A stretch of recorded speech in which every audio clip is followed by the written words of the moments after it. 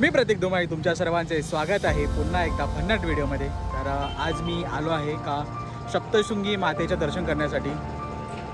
तर मित्रांनो, या व्हिडिओमध्ये तुम्हाला सप्तशृंगी मातेचं दर्शन किती तासामध्ये होत आहे आणि काय काय सुविधा आहेत हे तुम्हाला या व्हिडिओमध्ये समजणार आहे। एंडपर्यंत बघा। तुम्हाला मी कुठे राहतोय त्याचे डिटेल्स आणि किती रेट्समध्ये मला तो रूम्स पडले ते सर्व डिटेल्स तुम्हाला या व्हिडिओमध्ये माहिती पडणार आहे।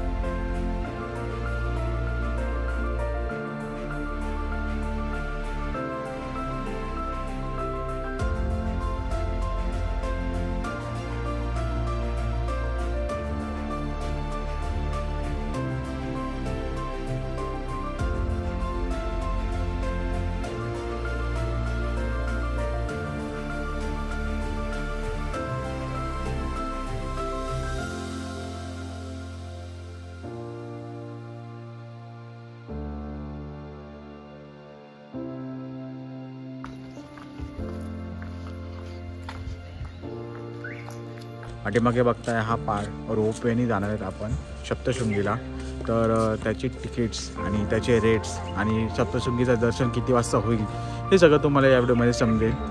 चॅनलवरती नवीन असाल तर चॅनल सबस्क्राईब करायला विसरू नका आणि वीकेंड जर्नी चॅनल सपोर्ट करायला विसरू नका। तर वाजलेत आताचे 6:30 वाजता मी आलो आहे पूर्ण नटून थटून। सप्तशृंगी मातेचं आपण दर्शन करणार आहे। त्यावेळी व्हिडिओ पूर्ण बघा।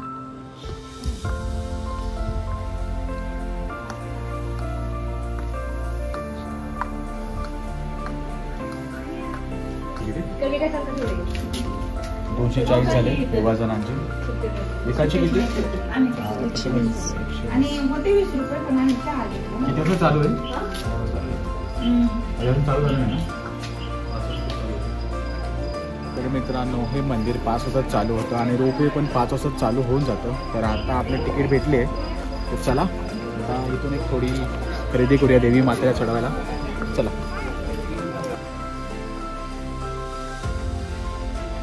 जस्ट आपण पोचलो रोपवेच्या इथे। बघा कोणच नाही आहे। माझा अवतार थोडा झाला असा विचित्र, इग्नोर। तर आता ते रोपवे येईल। जे पब्लिक आता वरती गेले त्यांना सोडून खाली येईल। शुल्क तुम्हाला माहिती पडला 120 रुपये आहेत आणि बघूया किती तासामध्ये दर्शन होते। चांगली सिस्टमॅटिक केली आहे। पुढे जाऊन बघूया। ते पुढे इथूनच मंदिर दिसतंय, एकदम पूर्ण प्रॉपर सिस्टमॅटिक केलं आहे। खूप छान आहे मित्रांनो। अवघ्या 2 मिनिटात पोचलो आपण।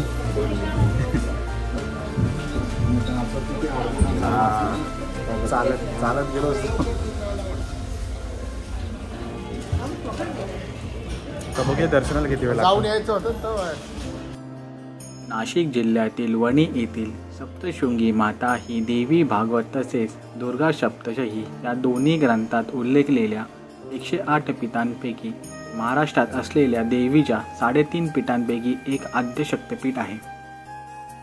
बाकीचे 3 पीठ म्हणजे कोल्हापूरची महालक्ष्मी, तुळजापूरची तुळजाभवानी आणि माहूरची रेणुका। सप्तशृंगी गड हा भारताच्या नाशिक जवळील नांदुरी गावाजवळ वसलेला असून अनेक कुटुंबांची आराध्य दैवत असलेली सप्तशृंगी देवीचे तीर्थक्षेत्र आहे। ही देवीची मूर्ती स्वयंभू आहे। येथील गाभाऱ्याला शक्तिद्वार, सूर्यद्वार, चंद्रद्वार असे 3 दरवाजे आहेत। या तिन्ही दरवाजातून देवीचे दर्शन घडते। देवीची मूर्ती 9 फूट उंचीची आहे। ही मूर्ती शेंदुराने लेपलेली आहे। देवीच्या 18 भुजा सप्तशृंगी रूप येथे पाहावयास मिळते। सप्तशृंगी देवीच्या प्रत्येक हातांमध्ये वेगवेगळी आयुधे धारण केलेली आहेत। देवीला 11 वार पैठणी शालू प्रकारातील साडी लागते व चोळीला 3 वार खण लागतात। डोक्यावर सोन्याचं मुकुट, कर्णफुळे, नथ आहे। तसेच गळ्यात मंगळसूत्र आणि पितळांचे गाठले आहेत। कमरपट्टा, पायात तोडे असे अलंकार देवीच्या अंगावर घालण्यात येतात।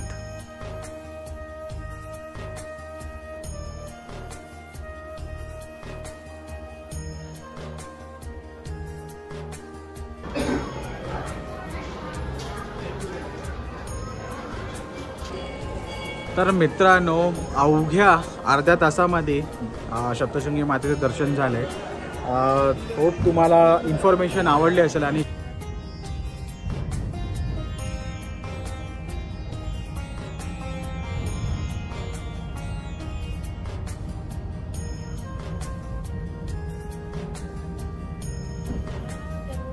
एकदम छान दर्शन झालं आमचं एका तासामध्येच. तर आपण चाललो आहे पुढचे स्पॉट करायला आजूबाजूचे.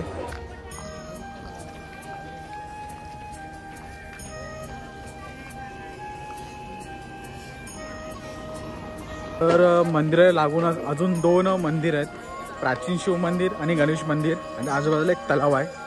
तर आपण ते जाऊन बघूया.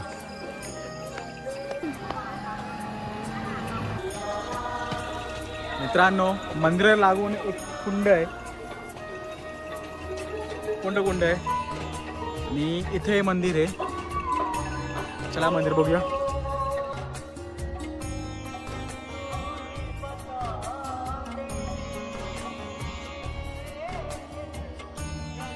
सिद्धेश्वर महादेव मंदिर.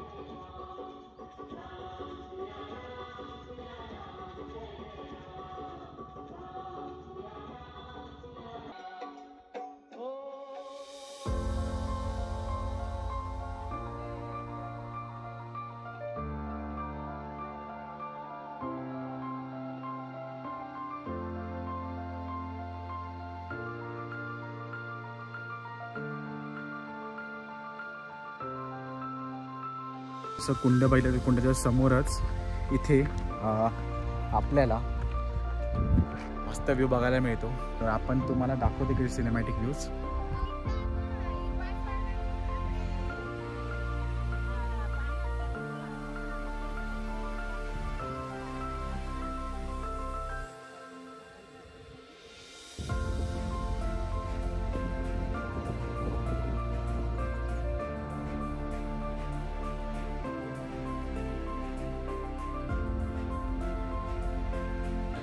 मित्रांनो, खूप छान प्लेस आहे. इथून समोर मार्कंडे फोर्टचा आपल्याला चांगला मोठं रौद्र रूप बघायला मिळतं. आणि इथून असं चांगलं त्यांनी चालण्यासाठी बघा सोय केली आहे. इथून अशी पूर्ण असा राऊंड मारत असं जातं.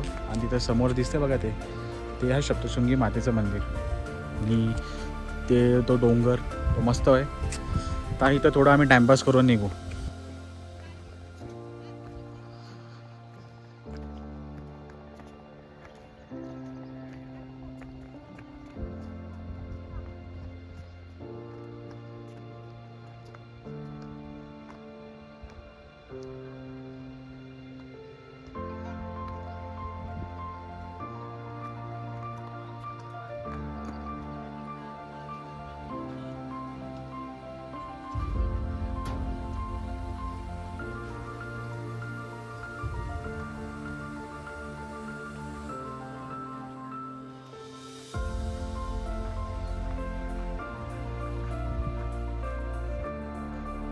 हा एक स्पॉट आहे, मंदिर, गणपतीचं मंदिर.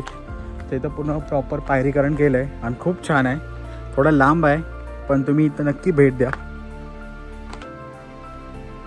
डोंगराच्या एका कोपऱ्याला हे मंदिर आहे. हा एक सुळका, समोरच हे मंदिर आहे.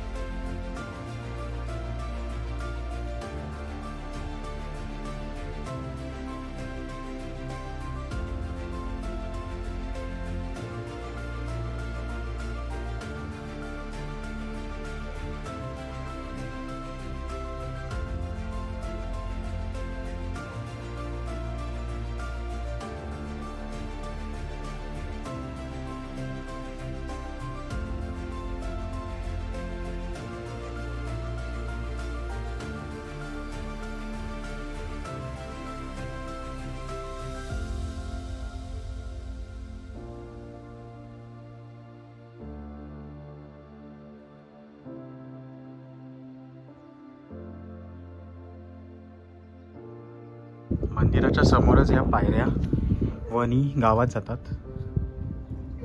ते बघा,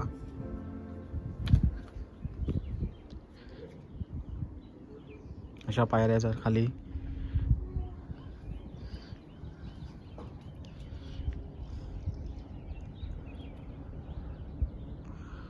या गणपतीची एक शॉर्ट्स माहिती आहे की वणी गावामधून जो कोण पण असं चालत चालत वरती येत असेल तर इथं थांबण्यासाठी हा लढत्या गणपती असं याला नाव देण्यात आलं. ते सांगू शकतो इथं चाललं की मला दम लागतो आहे. तर तुम्ही इथं नक्की भेट द्या. तर परत चाललो आहे मी, थोडं लांब आहे पण व्यर्थ आहे, नक्की इकडे या.